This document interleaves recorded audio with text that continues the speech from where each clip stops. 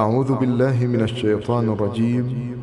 بسم الله الرحمن الرحيم. واذكر في الكتاب مريم إذ انتبذت من أهلها مكانا شرقيا فاتخذت من دونهم حجابا فأرسلنا إليها روحنا فتمثل لها بشرا سويا قالت إني أعوذ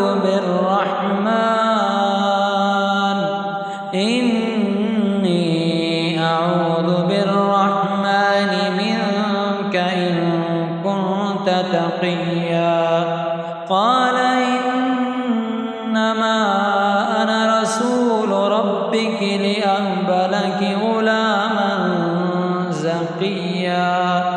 قالت أنى يكون لي غلام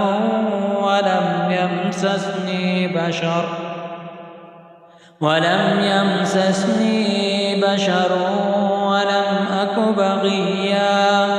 قال كذلك قال ربك هو علي هين ولنجعله آية للناس ورحمة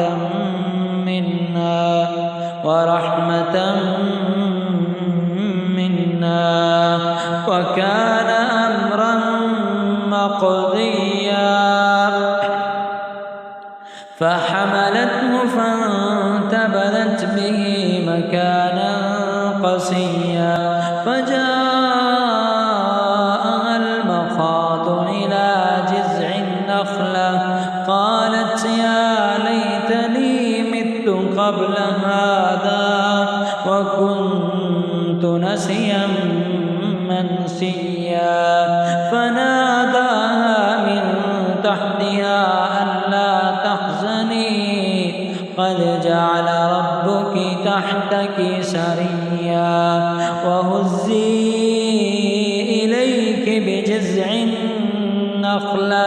تساقط عليك رطبا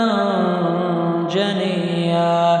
فكلي واشربي وقري عينا